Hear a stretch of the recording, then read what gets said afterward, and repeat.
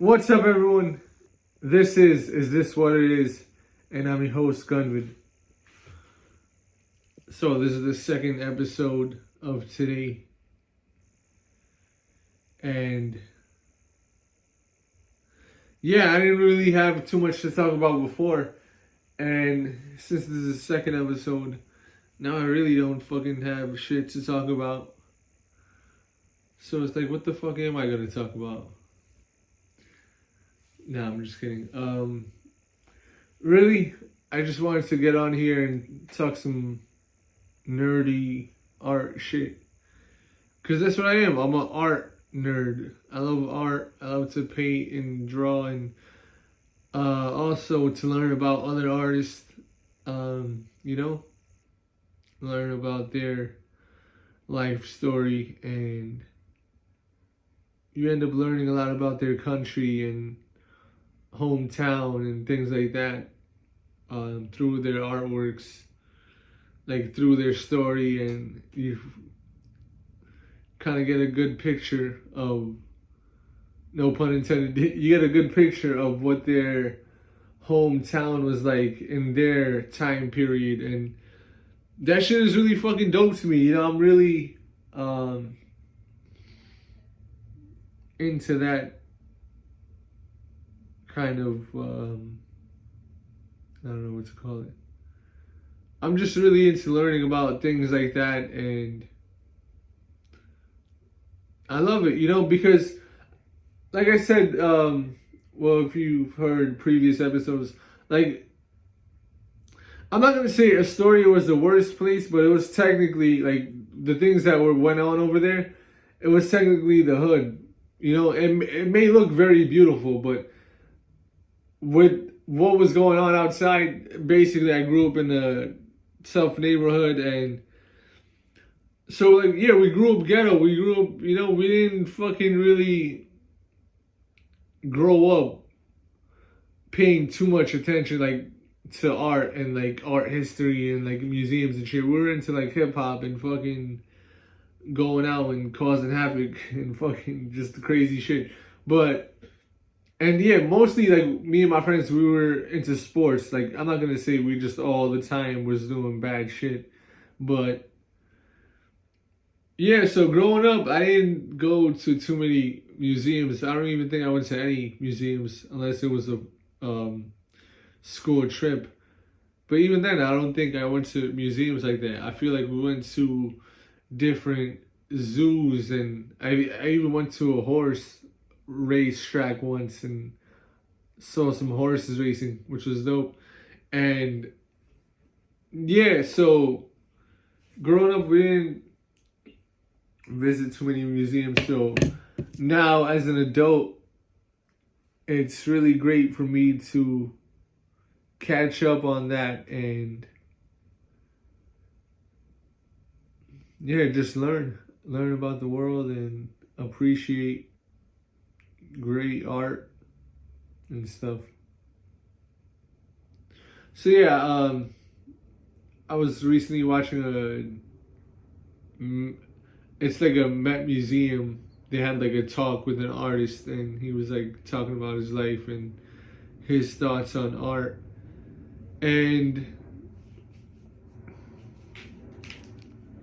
he was saying like how he was like really against abstract art and the idea that something has to be abstract. And you know, he was more of a figurative and landscape painter. But I'm like, I understand why people want to do that. Like, okay, especially artists from like the 60s to 80s or whatever, because they grew up, right, learning about classical painting, like classic artists from Rome and Venice and, you know, like Italy and Greece and Europe and all those painters who were hired by kings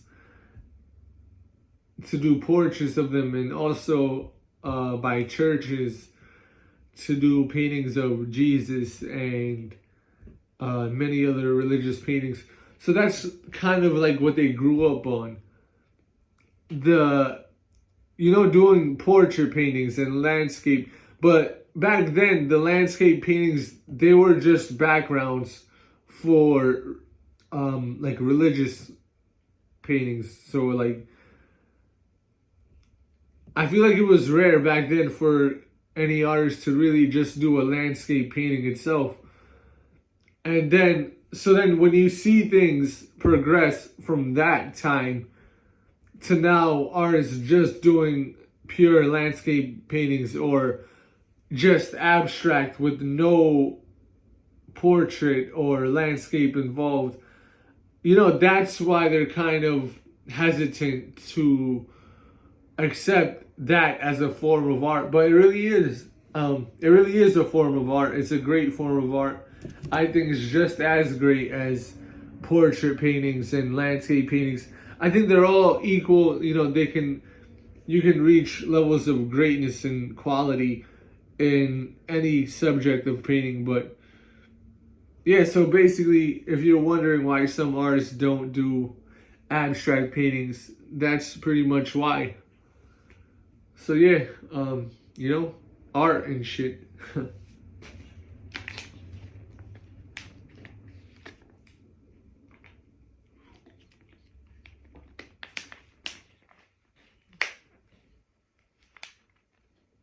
And yeah, I want to encourage more people to go to museums, and not just to go to museums, like read the description and start watching art talks and documentaries on artist life. And who knows, you may even become inspired to start painting, and not just for the money but for yourself. It's really, it's really like spiritually fulfilling, and you learn a lot about yourself through painting, and you can express a lot of your emotions, and even like, it's like therapeutic. You can like get rid of some of your past demons or whatever you want to call it, or past traumas, and it's a way to get it out of your mind and put it on the canvas, and then look at it and see what you've been holding on to from the past, whether it's something good or bad, whatever it is. It's something that you want to celebrate. If you want to do a portrait painting of your friends and like immortalize them forever on a canvas to where you can see your friend and it's something that you made, or do a painting of the block that you're from, or whatever, the home, your old home or hometown, or things like that. It's really amazing what art can do for you. And I want to, like I said, I want to encourage and motivate people, especially from the hood, from ghetto areas, to express themselves through art. And hey, if you want to become a professional painting, you can make a lot of money, especially if you're good with marketing and you have good connections. You have, you have people who are in the art world who can sell your work for you. You can make a lot of money and help you and your family and community. That's the main focus of my art, to help my community and my family in the world, to raise money for people who have nothing and things like that. I think that's the best thing I could do with my art, and I've done it. Like I said, I've sold 2 paintings, and it took some of that money, and I gave food and water to homeless people. So, like, this is, I feel like, the best thing we could do, like one of the best things we could do as human beings. Where we constantly see on social media people fighting with each other, and it influences us to fight with each other. But I believe we should be more helpful to each other and to the world, not just us, to nature and all that good stuff. And so yeah, that's what I'm going to be focusing on. It's what I've always been focused on, but Especially lately, making all these diss tracks, you get stuck in kind of like a negative mind state. So I want to get out of that. I don't want to make any more diss tracks. I don't really even give a fuck. And then looking back on it, all that shit is just stupid. Like, it's like, all right, I get that it's funny, but at the same time, you kind of feel like you, like, not really wasted your time, but it's just like immature. So, like, yeah, whatever. But yeah, it was entertaining while it lasted. Those diss tracks and all that shit. But yeah, yeah, you know, pause. You grow older, and then it's like you look back, and it's like, what the fuck was I doing? That shit was just, like, yeah, it's funny, it's entertainment, but at the end of the day, I could be doing better things with my time. But not to make excuses, it's like at the end of the day, you can hear in the diss tracks I had good intentions to really help the world and just sort of, you know, put things into a perspective. Like, all right, you got all these major artists with such a great influence, and it's like, what the fuck are you guys talking about? You guys are talking about killing each other and all this bullshit when you guys really should be focused on using your influence to do good for the world. And you guys are, what are you doing? You're creating drama to take attention away from real problems in the world, like Palestine, like Ukraine, like Africa, how they're killing people with diseases and how they're killing people with wars, civil wars. They're starting all these wars, these Europeans, French people, Spanish people, you know, Spain, England, USA, they're all fucking trying to take over the world and shit. And just using media and getting people to go against each other while they all work with each other and pretend to be going to war against each other. But you see all these political leaders, they go all get together and have their meetups while their soldiers kill each other and are told that they're the enemy. But the political leaders, they all get together and meet up in nice planes and cars and fucking have these nice dinners and all fancy shit and shake each other's hands. But then they send their soldiers to kill each other.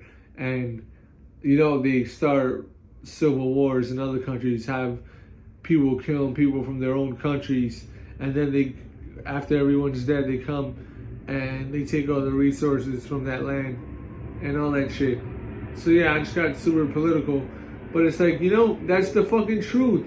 And in order for the majority of the people in the world to stop these billionaires from forcing us to kill each other and forcing us to be poor and always in this negative mind state, in order for us to stop that, we're going to have to, as human beings, we're going to have to set aside a lot of the bullshit that we're taught to hate each other. You know, like, we're going to have to let go of our problems that we have with each other, and we're going to have to work with every country together to create peace and protest against war. And once we can be unified as a world, as a human beings, when we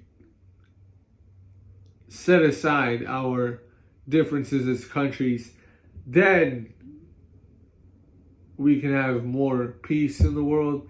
We won't have genocide. We won't have as much hunger because we would be focused on, you know, like if a country's struggling with famine, we would be focused on sending food to each other and, you know, loving each other. And we will be focused on cleaning up our countries and recycling and making sure there's not that much pollution, like bottles and garbage and polluting the air and all of that. That's when the world will become better. And that's when the average person will have enough money to support themselves and their families. But until then, it's just going to be history repeating itself. It's just going to be a bunch of war. It's just going to be a bunch of hunger, homelessness, and just misery at all levels, because rich people are not happy because they understand that they wasted their whole lives trying to make money, and then the money didn't make them happy and the material things didn't make them happy. So there's going to be a bunch of that bullshit and just a bunch of regularly scheduled programming. So I think we as humans have to come together. We have to make peace and yeah, and